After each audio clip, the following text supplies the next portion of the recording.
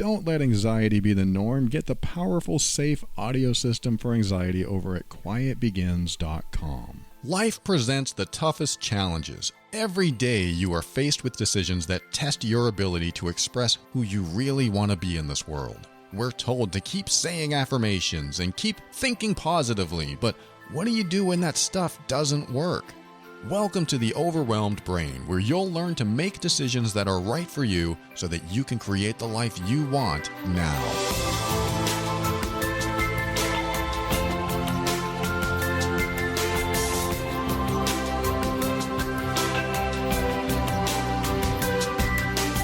Hello, welcome to the show. My name is Paul Coliani, and I am here to help you increase your emotional intelligence so that you can avoid dysfunction, handle toxic situations with grace and ease, and show up as your authentic self.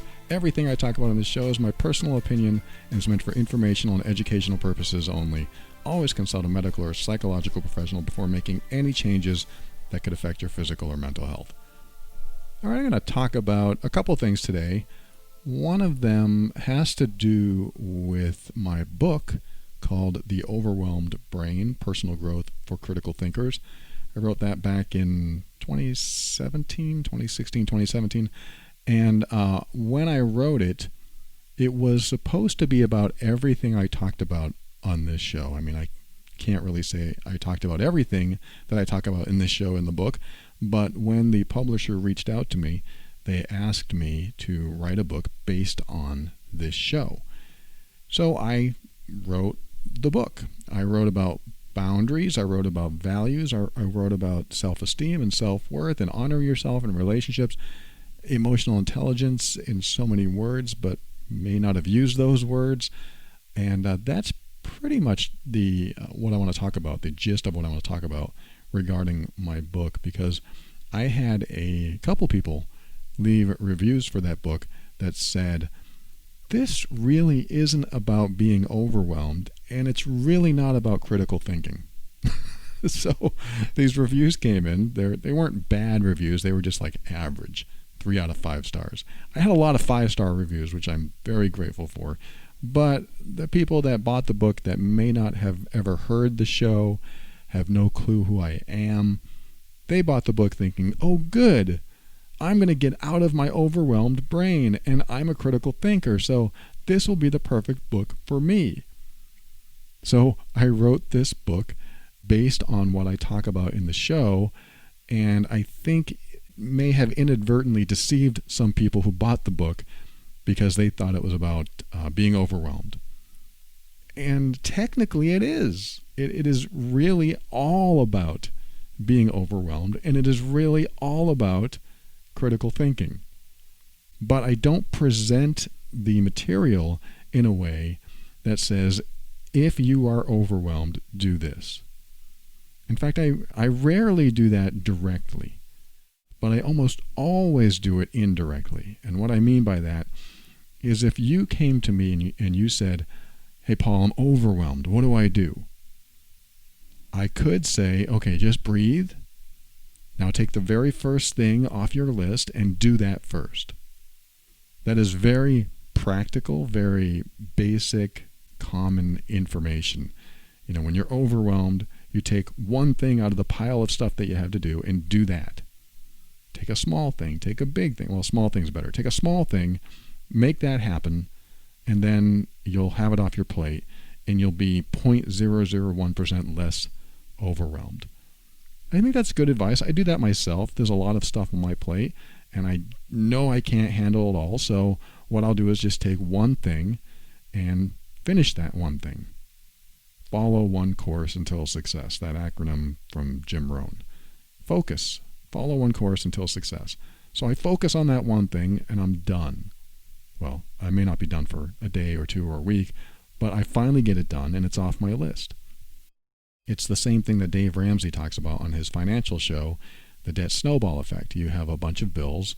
You take the smallest bill, you pay that off first, and what you have left over you put into the next bill, which is a little bit higher than the smallest bill. So you keep going up to the bigger and bigger bills, and you keep wiping out the smallest bills until all you have left are the biggest ones and finally the big one, and you have so much money to put toward that big one, and then you're out of debt.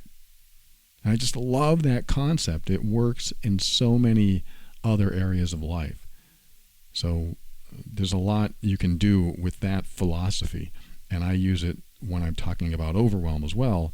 But again, if you came to me and you said, Paul, I'm in overwhelm, what should I do? I could answer you directly, and I could give you that advice, and it could be advice that you could use for the rest of your life and be happy with.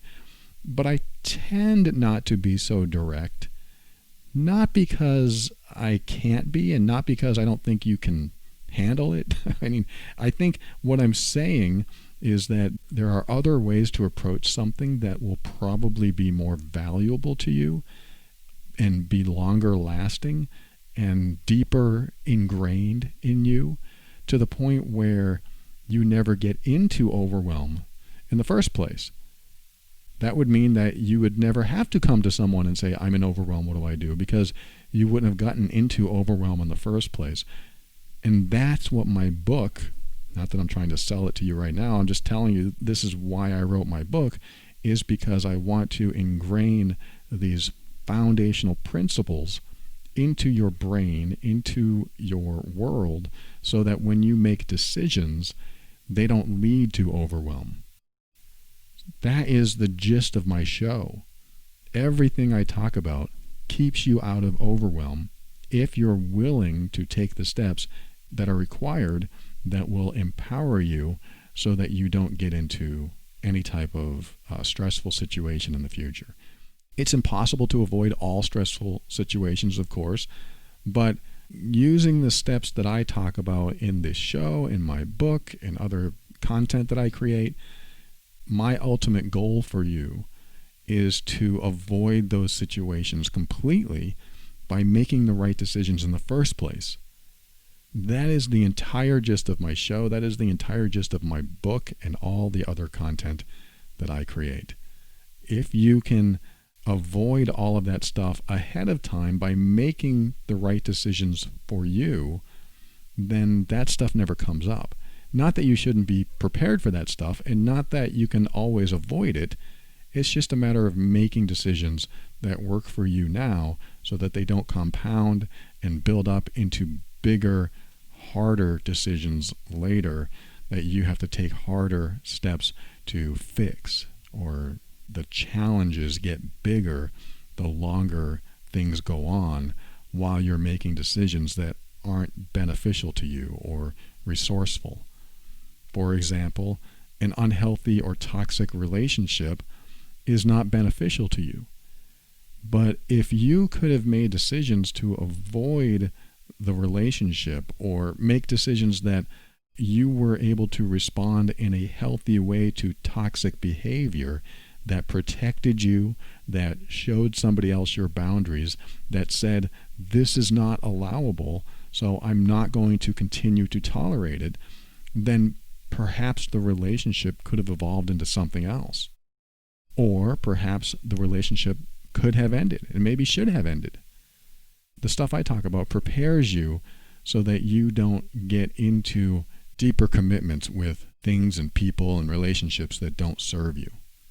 If you started a job and in the first week of the job you realized, oh, this job is not only terrible, but they treat me badly, and the pay is terrible, and I don't like going there, and I hate the commute, all of these things add up, but your last comment is, but I need the money, you're not going to be happy with all this other stuff going on with the job, so you're going to make a decision based on your fear of not having money.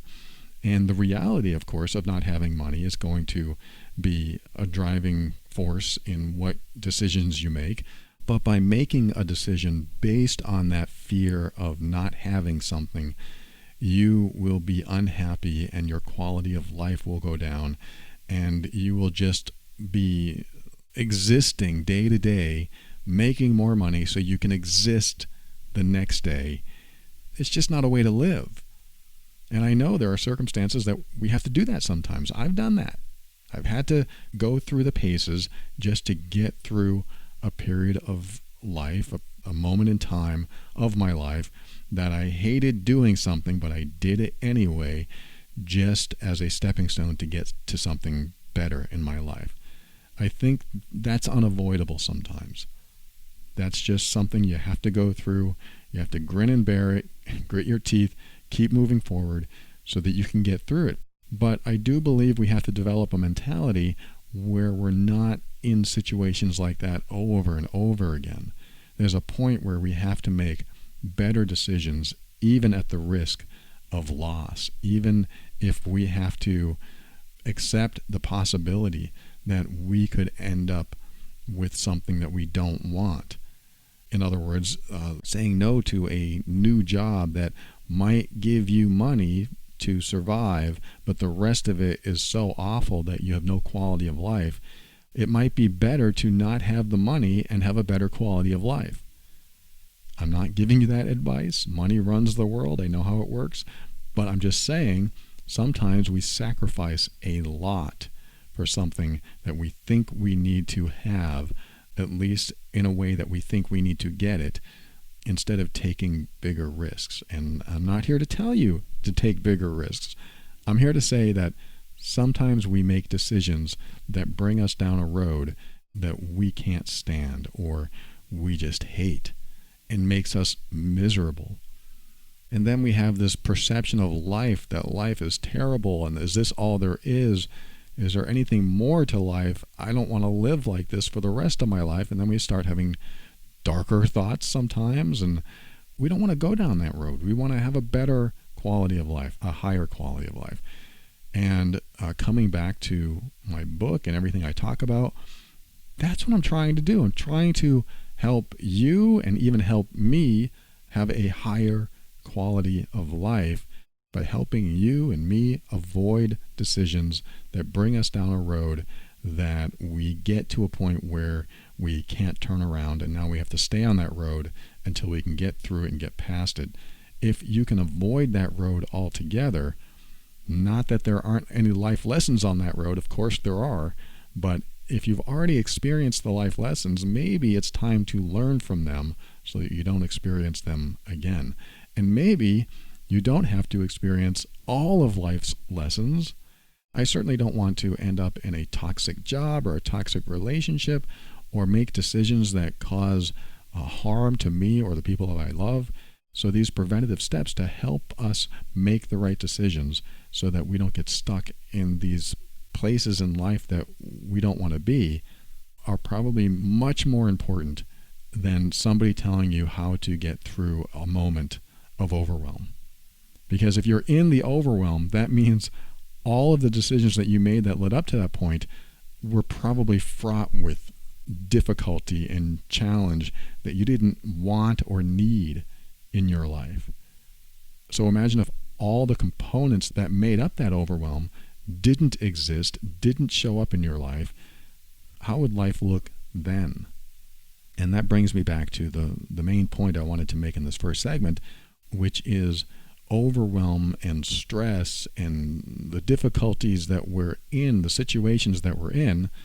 They are the result of all the decisions that we've made throughout the years in our life. And if we've made decisions that weren't necessarily in our best interest and maybe thought those decisions were in our best interest, but yet here we are dealing with something that we don't want to deal with, then perhaps we can avoid doing that in the future, which brings me back to those reviews about my book that say, this isn't about overwhelm and this isn't about critical thinking.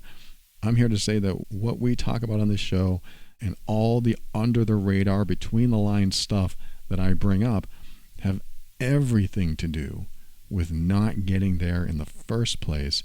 And yes, even help you if you're already there.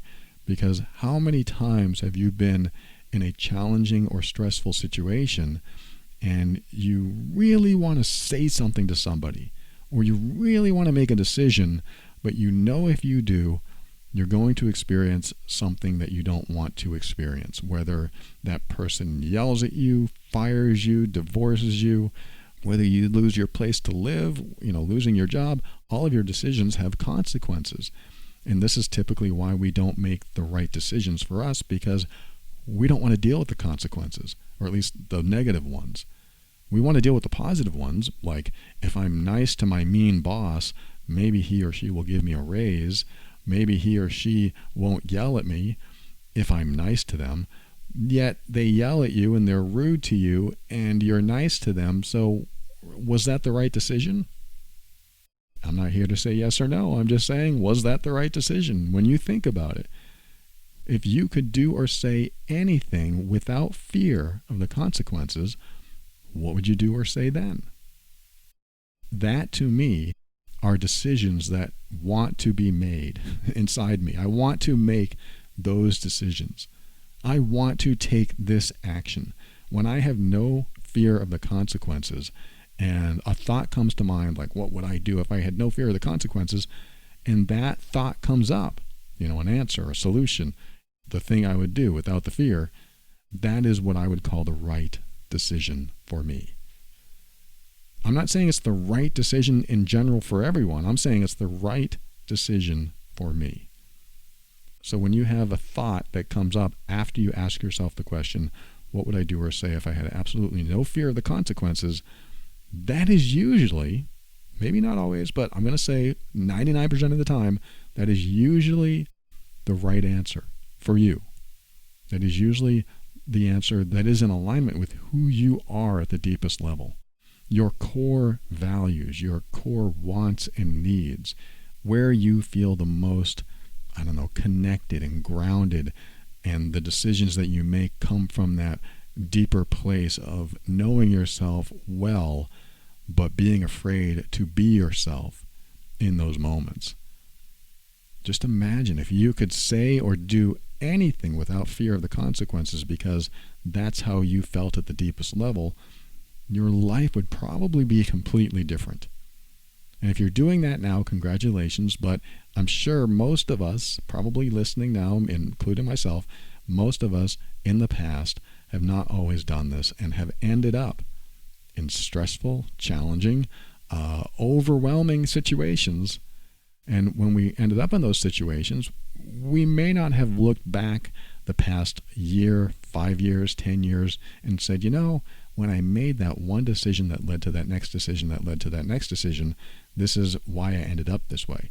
We probably didn't take responsibility. Some of us may have. I know I didn't a lot of the time. I just looked at what was happening, blamed that person for what was happening, got mad at that person for what was happening, or played a victim and said, I can't believe this is happening to me. Why is this happening to me? But I never really went back to the first decision that led to the next one, that led to the next one, that led to the next one, that brought me to this place in the first place. So I played the victim, didn't take responsibility for my own decision making, got into overwhelm, and now I'm looking for a solution. I'm looking for the magic pill that gets me out of this overwhelm. And yes, sometimes I talk about magic pills on this show, the straightforward advice, the one that solves the problem right away. But what happens when you get into that problem again? What happens when that challenge comes your way again? Are you just going to look for that magic pill again? Some of us want to. Some of us have no time to do anything but do that. I get that too. But why not prepare yourself in a way that avoids that altogether? Avoid's not even the right word. You don't have to avoid something that you'd never experience anyway if you had the capacity to show up the way you wanted to show up and speak your mind and honor your personal boundaries, letting people know what's acceptable and what's not, so that as you live your life, things don't fall into place that don't serve you and that aren't harmful to you. You won't be able to prevent everything from happening to you. You won't be able to avoid everything that happens in the world, but you'll be much better off because you are so prepared in yourself for dealing with a world that sends you all kinds of challenges. That's where you want to be, in my opinion. I think you want to be prepared for the challenges, not trying to find the solutions for them after they arrive. You can't do it every time, of course. You can't avoid everything. You can't prevent everything. And you can't be so prepared that you'll prepare for everything. And I also don't think it's a good idea to stay paranoid that everything is going to happen. But to be prepared means to get into the deeper stuff that's inside of you that causes you to make decisions that aren't right for you. And if you're stuck in this place that most of your decisions are based on that, like on fear-based decisions or lack-based mentality, then you make decisions that aren't necessarily right for you or anyone in your life. And I say that only about the people that actually love and support you. Let me rephrase what I just said because it didn't come out quite right. I mean, when you make decisions that are right for you, the people that love and support you will support your decision, even if they don't like it. So what that means is, if you're going through life and you're making decisions that are right for you, that are in alignment with what you want for yourself, that make you feel good about yourself, that make you happy, people that love and support you want you to be happy. They want you to feel good. The people that don't necessarily love you in a healthy way and want to either control you or keep you in a space where you rely on them, for example, or they want you to serve them in some capacity, whether it's a relationship or a job. People that don't support your path to happiness and feeling good about yourself aren't necessarily healthy for you. I'm not saying they're bad people. I'm just saying that those that don't support your path and your decisions and the actions that you want to take for yourself because they want you to be who they want you to be aren't necessarily the healthiest people to have around. And because you can have those type of people in your life, you're probably more likely going to make decisions that don't serve you and do serve them. And that, to me, is even riskier than making decisions that serve you, even if the consequences are scary. If you are out to serve other people and make them happy and not serve yourself and fulfill your life and be in alignment with what you want and in alignment with your values, then what you're doing is serving other people and supporting their happiness and their comfort and dismissing yours. And in fact, they are also dismissing yours if you make a decision that's right for you and they don't like it and they think you're being selfish. Then you really have to question the type of support that you're getting from them and the type of love they're giving you, because that is somebody who's definitely afraid of you being more of an individual and doing what you want to do because they have a fear of loss or they have a fear of losing control of you or something like that. So we have to be careful about people like that, because those are the kind of people that can really cause us to make decisions that aren't right for us. And when we do that, we're helping to fulfill their wants and needs and foregoing our own, which causes us to be unhappy. It lowers our quality of life. And when you do that, it's just like existing every day, and that's tough. And I know some people are way in. They're way in over their heads right now, and they're wondering, how do I get out of it now that I'm so far in? So that's definitely something to reflect on. I personally start with all of the decisions that I made that led me up to this point, and I go through the past and I ask myself, okay, if I had no fear of the consequences, what would I have done or said then? And then I'm going to come up with some answers. And then as I come up with those answers, and they're going to be different probably than what I actually did or said, then that will give me new insights to take with me going forward, so that when I make new decisions, maybe they'll be different. There's a lot to explore in ourselves. And speaking of that, I'm going to wrap this segment up, and when we come back, I'm going to explore a little bit more about emotional triggers. Somebody reached out and asked me, how do I know what my emotional triggers are? The answer is, I think, fairly easy. I haven't really formulated the exact response that I wanted to make yet, but when we come back, I'll give you my thoughts on that and what you can do to discover what your emotional triggers are, because when you know what your emotional triggers are, you are more likely to make decisions that are right for you, because you will understand yourself more. You will understand yourself better. And it will help you with your decision making because you'll realize, oh, that's an emotional trigger that's not necessarily reflective of what might really happen. And there's more to talk about there, but we'll get to it when we return. Be right back.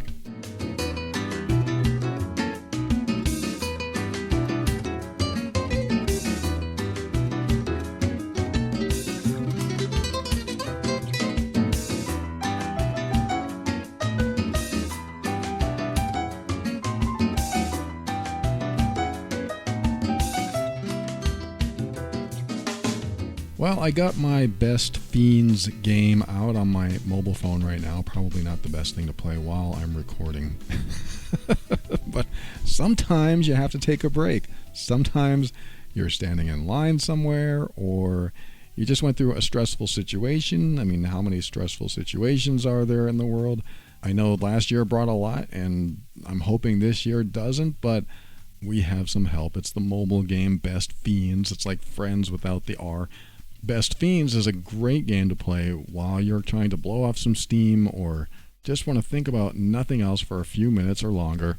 The gameplay never gets old. It's got thousands of levels and new content and events added all the time.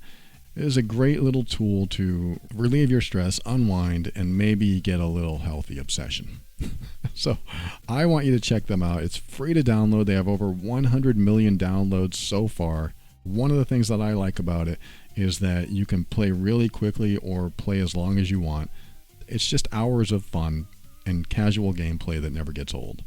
I think one of my favorite things about it is it's just a peaceful game. It's got nice colors and nice graphics and nice music, and it's just easy. Drag your finger on the screen, match some items, and then those items go away and the things fall, and then the animation changes at the top. It's fun. I highly recommend it. Download it for free today at the Apple App Store or Google Play. It's Best Fiends. It's like Friends without the R. Best Fiends, Fiends. I want you to download boredom's worst nightmare today. Check out Best Fiends now.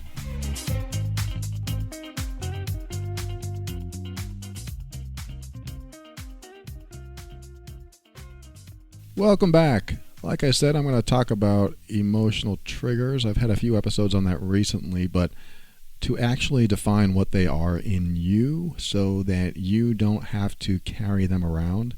Not saying that just knowing about them makes them go away, but it is helpful to know what they are, or at least know how to identify them, so that you have some level of understanding and clarity in yourself when things happen and you aren't sure why you're reacting in a certain way. It's very helpful to understand why you react in certain ways.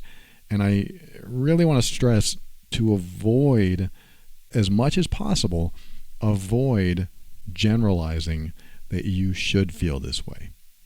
And what I mean by that, let's just say that you are in a romantic relationship and your partner starts talking to someone he or she is attracted to, and you became a little jealous.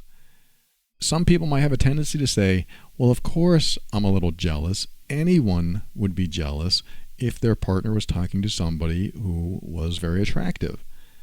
That may or may not be true, but it definitely is a generalization. And what I mean is that you are taking out the experience that you're having and making it an experience that you believe everyone would have, which actually minimizes your experience and normalizes it. Or to put that more into focus, by saying something like, well, who wouldn't be jealous? You lose the opportunity to figure out why you're jealous. This is probably not a good example for everyone, but you get the idea. You actually are in a situation when you're having an emotional trigger, and instead of generalizing and saying, well, who wouldn't be upset in this moment, you need to take that out of your response. Take out the idea that everyone would respond that way. First of all, it's not true. Not everyone would respond that way, but that's not even why I'm saying this. Why I'm saying that you should take that out of your response is that it causes you not to look for the reason that you're triggered by it. Because this is what happens. We get into the obvious game. Like, it's so obvious. Of course I'd be upset. But if you make it obvious, then you never tackle it. You never dig into it. You never figure it out. So remove the generalizations. When you become upset or triggered by something, remove the comment that you might make inside your head or out loud that, of course, anyone would be upset by this. If you take that out and ask yourself, well, why am I upset about this specifically? What specifically about what's happening now makes me upset? That's one little aspect of it. Right now, I'm going to give you some questions and comments that you can make to yourself that will help you understand what your triggers are. You may already know this, and that's fine. If you do, this may be a refresher for you. But if you don't, it's very helpful to know what your triggers are, because when they happen, you will be, like I said, better prepared and give yourself an opportunity to maybe respond differently, or maybe address and heal from what's going on inside of you. I'm not saying that it needs healing, but it's helpful to know that if you are being triggered by something and people around you are asking what's the problem, that seems like an overreaction. It's good to know where that comes from in you. And don't be surprised if your triggers are actually healthy for you and personal protection mechanisms. That is one part of this. A trigger can be a personal, probably is most of the time, a personal protection mechanism that kicks in when you feel like you're either losing control or need to protect yourself. There's more to it, but that is a general way to look at what a trigger is. In fact, that's one of the 6 items that I'm going to go over right now. The first one in how to identify what your emotional triggers are is a really easy one. Think of something that bothers you. That's it. Just think of something that bothers you. Taxes bother me. Okay, that might not be an emotional trigger. It just might be a bother, but I want you to think about something that it bothers you so much that you have an amplified response to it. When you have an amplified response to something, that usually indicates there's probably some emotional stuff that you're carrying around that gets activated when something happens or somebody says something or does something. And just to be clear, I'm talking about negative triggers inside of you. We have positive triggers that lead to laughter and fun and happiness. But talking about that doesn't seem very productive, so I won't talk about that. The negative stuff is what we want to heal and process and release, which helps clear the path to a better feeling and a higher quality of life. But when you think about something that bothers you, it usually has to do with other people, but it can also do with what you have to do in your life, your job, a project, something that really bothers you. When you think about it, you just don't want to deal with it, or it gives you an amplified emotional response of some sort. And the second part of that question, when you think of something that bothers you, can you be okay if it never goes away? Can you be okay with what bothers you if it never, ever goes away? And maybe I should reword that to say, can you come to terms with it or be at peace if you have to live with it? Because if you can learn to live with it and you can come to terms and come to peace with it, even though you don't like it, then it's probably not what I would consider an emotional trigger. It may not be something you enjoy doing or thinking about, but an emotional trigger is something that just kind of surprises your system. It's like, whoa, this is terrible. I don't want this to happen. And suddenly you're having this response, that amplified emotional response. If you can be okay with it, if it doesn't go away, or if you can come to terms with it or come to peace with it, it's probably not an emotional trigger. It doesn't mean you don't want it to change, and it doesn't mean you can't try to change it. It just means you're probably okay with it. It's probably not something that lingers in the background, and that's what number 2 is about, is does the feeling linger? A lingering emotion after something bothers you, it has inside of it a deeper issue. It's something that is unsettling to you. It's something that you just think about in the background of your mind more often than maybe you'd feel comfortable thinking about. Jealousy, like I just mentioned, is a good example. If it's always in the back of your mind, like I hope my partner doesn't talk to that person or these people or these types of people, then that lingering emotion is probably an emotional trigger that will spring up when the event happens of them talking to someone or looking at someone. So that I would consider an emotional trigger. If I were in that space, I would say I get triggered when my girlfriend talks to that guy. I get triggered. I get upset. I have an amplified emotional response. Okay, so now I know that trigger. And these you can write down or just commit to memory.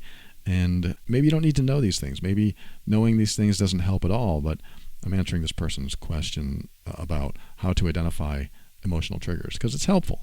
Like I said, it's helpful so that you have other choices when a trigger would normally be your go-to. And it's usually involuntary. That's another part of this, is that all triggers are typically something involuntary, like you don't want to feel this way, but it just happens. And when you feel this way, you may even want to stop feeling this way, but I wouldn't necessarily call that one of the identifiers, because deep down you may want to feel this way, you may want to be angry, you may want to be jealous, because it comes back to that personal protection mechanism, which can feel very helpful to you. It can feel like it's actually trying to protect you, which is probably why some people don't want to heal from these emotional triggers. They don't want to get past them because they believe it's a personal protection mechanism. They may not call their triggers protection mechanisms, but that can be one way to look at it. All right, so number 3 is, are you at some level always on guard for what bothers you?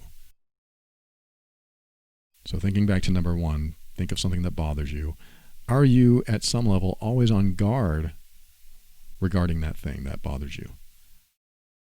When you are, you're constantly carrying around almost a low-level paranoia. You're always on alert, and not wanting that thing really wears you out. I mean, you're constantly thinking about it. It's almost an obsession. The emotional triggers are typically under the radar, but you know they're there.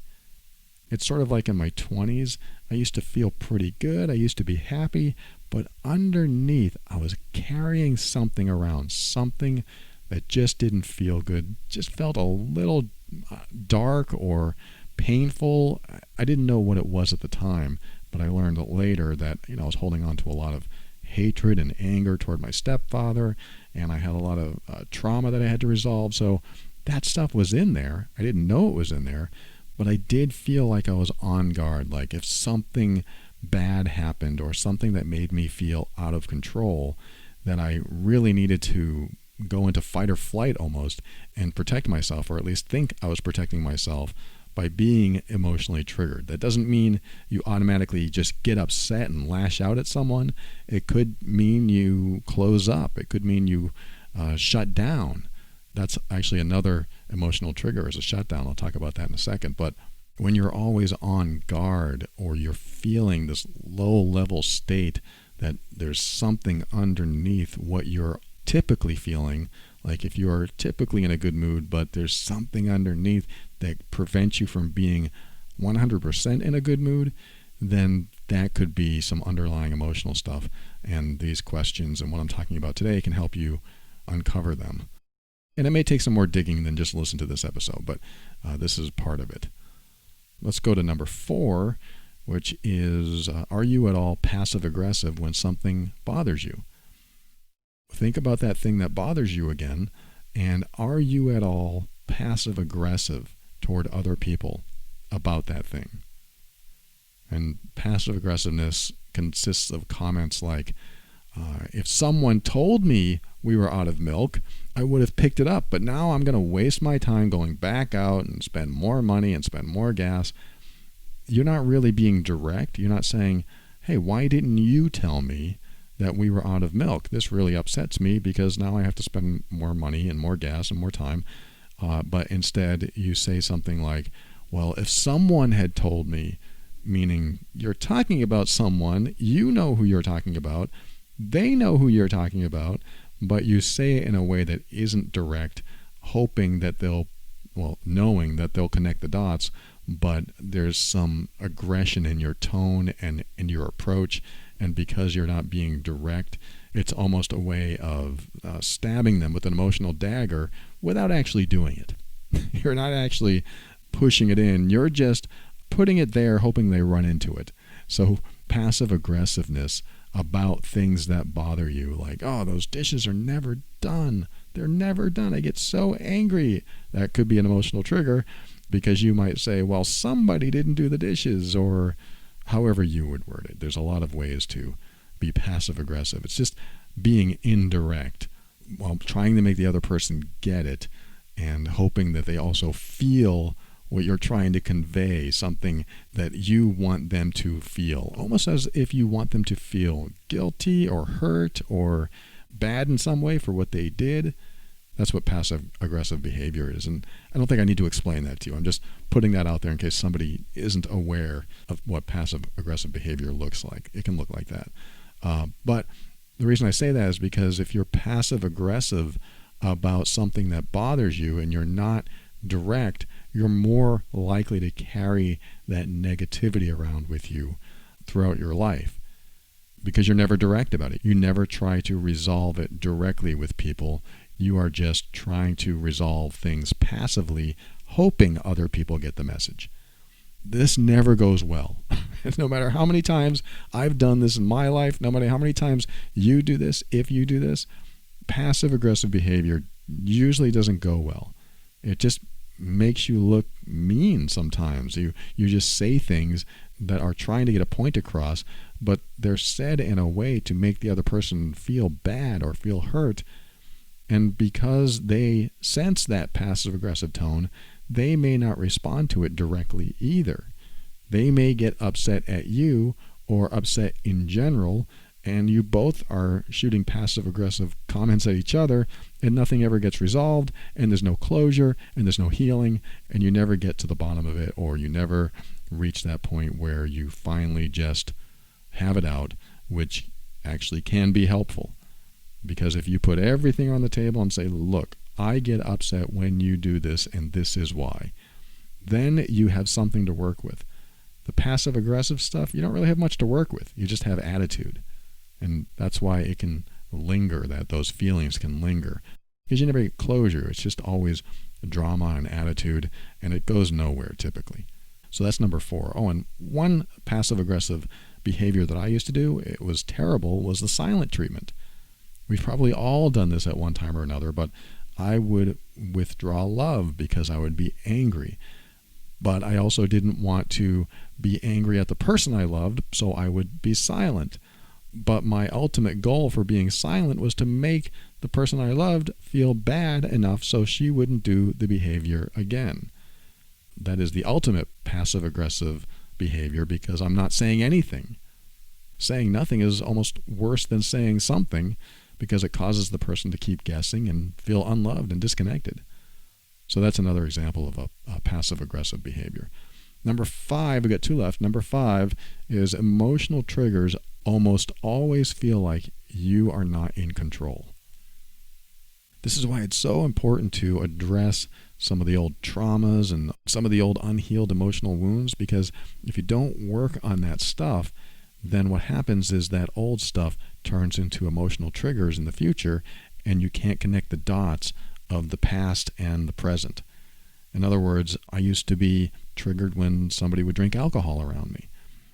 I grew up seeing that alcohol was dangerous because my stepfather drank it and he became a violent drunk, and it was very scary to be around him. So I developed almost an intolerance to people drinking around me. So even my relationships in my early 20s where maybe I should loosen up, I still wasn't that loose. I was still bothered by people drinking around me because I knew that drinking was bad, unhealthy, and dangerous.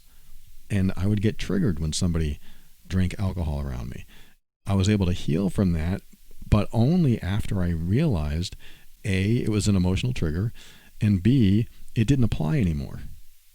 This is something that is very important to understand, is that when you are emotionally triggered by something that doesn't apply anymore, you are causing your own pain. You're bringing old stuff into the present, thinking that that old stuff still exists in some way, shape, or form, but really, most of it doesn't. For example, bring back jealousy. Your romantic partner talks with somebody who's attractive, and they're getting along, and they're laughing, and you suddenly feel jealous. Why are you feeling jealous? in the past you probably experienced something where somebody betrayed you or somebody abandoned you or somebody rejected you. And now you have these feelings of low self-worth and low self-esteem, and you're afraid that somebody might leave you if they talk to somebody that might be more attractive than you or smarter or funnier or more wealthy than you. If you're carrying around these insecurities, those could be emotional triggers, and they point to the origin of your emotional triggers. Because when is the first time you felt betrayed, or you felt a fear of abandonment or a fear of rejection? When is the very first time, the earliest memory that you have? You may or may not experience this, but there are people listening right now that might have a jealousy issue, and that might be an emotional trigger for them. And these are important questions, because if you say, well, when I was 6 and my mom never came home, or my dad said he loved me, but then I heard him talking that he never wanted me to be born, you're going to have some pretty traumatic stuff you're carrying around. And that lingering underlayer of those negative emotions and negative memories are going to be what causes emotional triggers today. And as long as you're carrying around those lingering thoughts and feelings and emotions, you're probably going to continue getting triggered. So in the example I'm using with jealousy, let's just say that you get triggered by your partner talking to someone that is attractive. Your trigger pops up inside of you and you're thinking, oh, here it is, I'm jealous. You may not actually have these thoughts, but being aware of what your triggers are is very helpful. That's why you can say, oh, look, here's that jealousy again. I'm feeling jealous. When is the first time I felt this? Because jealousy isn't the Lone Ranger in this emotional pool that comes up with jealousy. Jealousy contains all kinds of stuff: trust and self-worth and self-esteem and insecurities about feeling abandonment, feeling rejection, all kinds of stuff. So jealousy is just a cover word for a bunch of other stuff. So when is the first time you felt all this other stuff, or any of this other stuff? Because if you can find the origin of the first time, then you may be able to disconnect what happened then with what's happening now, and maybe feel better about it because what happened then doesn't apply anymore. That's assuming you have a trusting relationship. I mean, I'm only talking about a relationship where you know the person you're with will never cheat, and you get along well, and you trust each other. If that's already been established and you're still jealous, then we have something in the past that is sneaking up on us. And that is what I'm looking at as an emotional trigger that needs to be addressed, that needs to be looked at. And when you remember the elements of jealousy that happened in the past, or whatever emotion that comes up for you, and figure out where it started, you can ask yourself, does it apply anymore? If the answer is yes, it applies, then that's the conversation that you need to have with somebody in your life. I am afraid that you'll leave me. Okay, that would be a conversation starter. Why are you afraid that I'll leave you? And now you'll have to answer to it. Now you'll have to actually have the real conversation. Well, because my dad left me when I was 7. And then hopefully they'll say, what does your dad leaving you have to do with me? That would be a good question. I hope conversations go like that for you, because a healthy relationship facilitates conversations like that. If it doesn't go like that, and they say, well, you shouldn't be jealous, you're always looking out over my shoulder and I can't stand it, then you have other problems. Now you have problems with communication. But I can really go off on a tangent there. But that is number 5. Emotional triggers always feel like you're not in control. And they feel that way because you're still carrying them around, and they're just waiting on the surface, waiting to come out. And that is very helpful for you to know. If they're just waiting on the surface, waiting to come out, and you kind of have a short fuse about things, not only with anger, but with feeling hurt or feeling upset in some way, that can be a way to identify emotional triggers as well. All right, let's get to number 6 and wrap this up. If you really want to explore your emotional triggers, think of your childhood and who or what bothered you and why. And I touched upon this already, but think about who and what bothered you and why. It could be your parents, it could be your siblings, it could be your friends or the bully up the street like it was for me. It could be a number of people. Or it could be a thing, like every time I rode my bike, my shoelace got caught and then I'd crash. And so every time I think of a bike, I get upset. Probably not too many emotional triggers that have to do with material items, but They could be there. They could be there because they could be affecting you. Like, I'll never get on a bike again. And when somebody mentions bike, I have a PTSD response to it, and I just don't want to deal with bikes. But if that's in there, you might have to ask yourself if it still applies.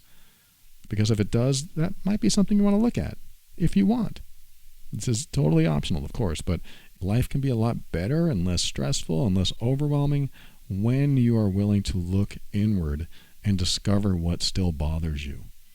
And when you think of your childhood and what or who bothered you back then, you'll have specific memories that come up that will help you link the past to the present. It'll help you connect the dots of what happened in your past to the present. And it's always true. There's something in your past that links to the present. If you suddenly become upset and you have a reaction and other people around you are asking you, why are you overreacting? Unless they're emotionally abusive and they want you to feel bad for having a normal reaction, I'm not talking about that. I'm talking about maybe it is an overreaction. Maybe you are having some sort of amplified emotional response that you need to look at because maybe it's still in there from when you were younger. And it doesn't always have to be childhood. It can be something happened when you were older, something traumatic, something memorable. These triggers can form any time, but a lot of them happen when we're children because that is when we're learning everything for the first time. So when you explore your childhood and who or what bothered you, you'll find many of those connections to the upsets that you may feel today. And knowing the connections, you can ask yourself questions. This is when you give yourself options. Because when the trigger happens, it's like fight or flight, and it's a subconscious trigger that just comes out of nowhere. But when we know about them and we ask ourselves, where did this trigger come from? When did I first feel this way? And we come up with something, just like when people drank around me, I would ask, where did this anger about people drinking around me come from? The answer was kind of obvious because my stepfather did it. But the question I really had for myself is, why does it bother me today? I understand why it bothered me back then, but why does it bother me today? And then I'll start answering that question with some revelations, because my answers are going to include, well, I don't want them to be a dangerous, violent drunk. And I'll follow that up with, do you really think this person's going to turn into a dangerous, violent drunk? Someone that drinks once or twice a month or just goes out to the restaurant and has a couple of drinks? Do you really think that's going to happen? And I'm going to start talking sense to myself. Like, well, no, I don't think that'll happen, but I'm still angry that they're drinking. Well, why? Why are you angry that they're drinking? What's so bad about it? Well, I remember when I was a child, this stuff happened. Yeah, but is that going to happen now? Why don't you just wait and find out? That's helpful. I can wait and find out, because if it did happen, then I'll have validation. I can confirm that my fears were true, but we often don't let it get that far. We often want to stop it before it goes any further, so we don't tell ourselves, let's just wait and find out what happens. Because if what happened in my past did happen again, I probably need to know about it so that I can make a decision that's right for me at that point. But if it never happens, if they have a couple drinks and they're still fine, maybe I was just overreacting. Maybe it wasn't anything to worry about at all. What is the outcome of what you fear coming true? Because if you let it play out, does it have the outcome that you don't want? For example, the jealousy thing again. Let's just say that your partner talks to an attractive person and nothing ever comes of it. He or she walks away, they never talk again, and it's no big deal, and nothing happens. That's a reinforcement that nothing will happen because you just saw it. Nothing happened. This is where you start to reprogram yourself. You want to start seeing these positive reinforcements that tell you, oh, what I was triggered by isn't anything to worry about.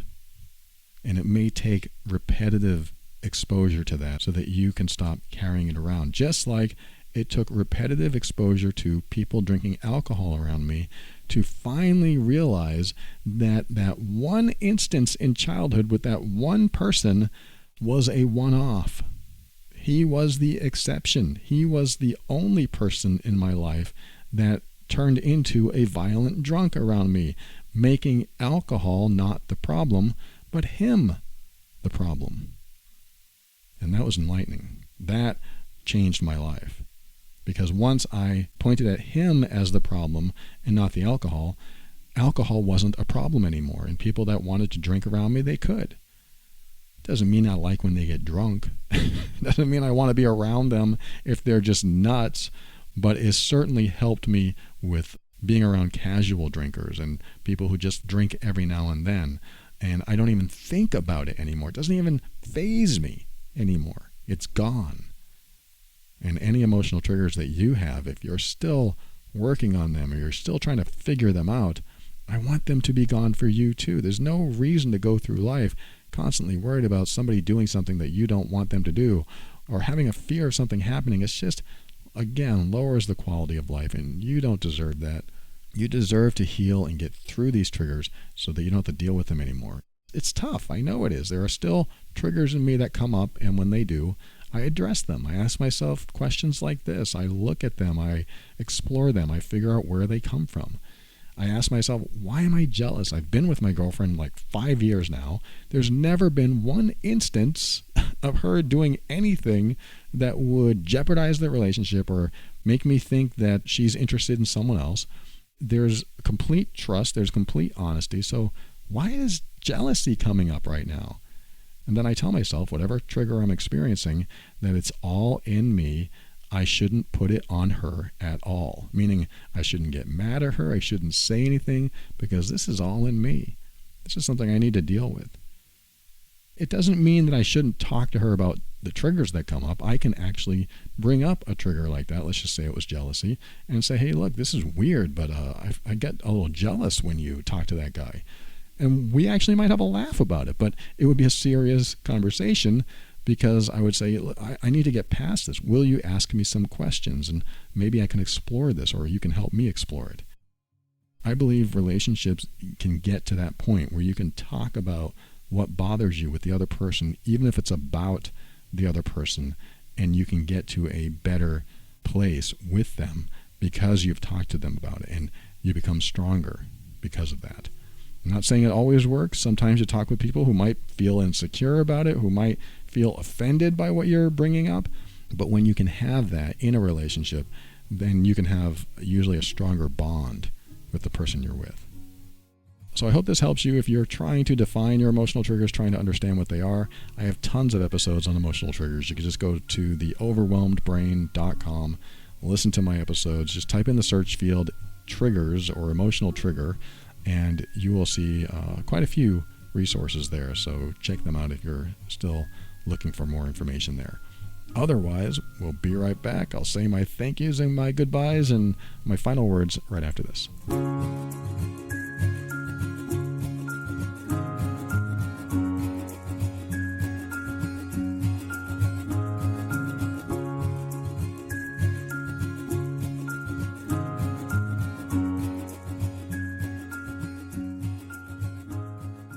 Thank you for listening to another episode of The Overwhelmed Brain. I want to thank our sponsor, Best Fiends. Head over to Google Play or the Apple App Store and download Best Fiends for free today. That's friends without the R, Best Fiends.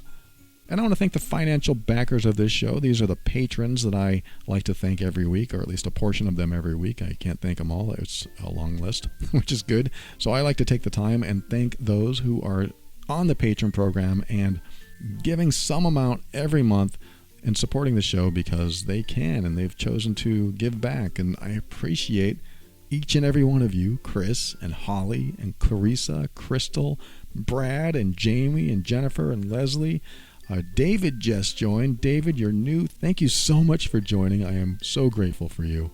Thanks for joining the program. I hope you enjoy the resources I put in the patron site as well. And Angel, thank you so much. All of you wonderful people. I am so grateful for your support. And like I was just saying to David, I hope he's enjoying the resources in the patron program over at moretob.com. If you find value in this show and you want to give back, you can head over to moretob.com and give back that way, or you can make a one-time donation just like Teresa did. Teresa made a generous donation. Thank you, Teresa. Very kind of you. Very generous. I am grateful for you. Thank you to all who support this show. Not everyone can do it, and I understand that, and I know there are people out there that they've written to me and say, I want to support the show. I want to do what I can, and if you don't have the extra funds to do that, I don't want you to do it. I don't want you to give up any of your money that you need for other things. Don't do that. If you can't afford it, don't do it. If you want to give back, share the show with others. Tell people about it. Put it on your social media. Just spread it around, or just talk about it with people. That's a great way to give back. Or you can just listen to it by yourself and learn, heal, grow, and evolve. That's exactly my goal for you, is to get into a space where your life is improving. And like I've said on other shows, it's a selfish endeavor on my part, because if your life improves, the world gets better, because there's one more person in the world improving the world, and that means my life gets better. So it's all a selfish game that I'm playing to make the world a better place so that I can be more comfortable in it. But I think everyone benefits, so perhaps it's a good thing. And so I'm very grateful for everyone that does that. I'm very grateful for all the support. So thank you again, patrons. I also want to mention the Love and Abuse podcast. I have a second show. It's called Love and Abuse. It is for difficult relationships. If you are trying to work on a relationship or heal a relationship, or trying to figure out why you leave every conversation feeling bad, maybe Love and Abuse is the show that you need. It's been out since for a couple of years now, so there's a lot of episodes over there that you can check out. If you are dealing with any type of difficult relationship, or you can't seem to communicate with someone, or you're always feeling bad or guilty, or you feel like you're responsible for everything that happens that goes wrong, listen to Love and Abuse. Go to loveandabuse.com, and maybe you'll find out that you're really not going crazy, and you may not even be the problem. There could be something else going on. Check it out.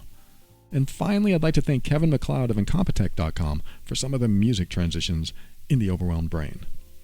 And to end the show, I'm just going to read you a quick email that I received. This person wrote, "Hi, I just wanted to say thank you. I stumbled across your latest podcast at the end of December. It was like you were actually talking to me. I found myself in my second long-term toxic relationship. I just needed to hear virtually every word you said. I've asked him to leave. It's hurting, but I absolutely know it's the right decision. Thanks again." That is so powerful. It's very inspiring, and I know it's very difficult. Thank you so much for sharing that. I am so happy that you have made the right decision for you. This is the perfect email to end the show with, because sometimes the right decision that we need to make is the hard one. It is the hardest one that you may not want to make, but you know you need to. There's just something deep inside you that tells you you need to do this. And doing it is a big step. It is a scary step. And she got to the point, she may not have said these words, but she got to the point where she said, you know, the consequences of doing this cannot override the reason I'm doing this. Again, she probably didn't say those words, but I'm saying those words. The consequences of doing this, which is going to be a lot of maybe pain and unknowns, and maybe this person's a jerk and will make her feel bad. There's all kinds of things that she doesn't want to deal with, but the consequences didn't override her reason for doing it in the first place, and that is probably what compelled her to do it. When the reasons get so much more important than the consequences of doing something, you're going to act. It's going to happen. You're going to take the steps you need to take to create a higher quality of life, and it sounds like that's exactly what she did. So she thanks me, but I'm going to say thank you for taking this step, because I know it was hard. I know it took a lot of courage, and I know that there were a lot of unknowns, or at least I'm sure there were a lot of unknowns. And as a final thing, I want to say to you, yes, I was talking directly to you. That sounds funny. It sounds weird. But when I come on the air, I am talking directly to you. And the reason I know that is because when your life changes because of something that you did, maybe inspired by something I said, and then you write back to me and say, hey, I did this thing after I listened to your show, then I can honestly say I'm talking directly to you. I don't know if that makes sense to you, but when I come on the air, I don't think about tens of thousands or hundreds of thousands of listeners listening. I don't think about that. I think about me sitting on the couch next to you or sitting in a coffee shop with you, talking to you as if we're best friends and I'm just having a conversation with you. And I'm enjoying it. I'm enjoying my time with you. I really enjoy my time with you. And I love coming on the air and being with you and sharing my thoughts and expressing to you. And I'm so glad you are there to hear it. I'm so glad you are receiving it. I am so glad to know you. So thank you. I am grateful for you. And with that, keep an open mind so that you can step into your power and create the life you want. Always take steps to grow and evolve. You are powerful beyond measure. And above all, and this is something I absolutely know to be true about you. I don't know if I'm riding in your car, I don't know if I'm doing your laundry with you, or we're on bikes, or we're in a coffee shop, or we're on the couch. Wherever we are, I know this to be true. You are amazing.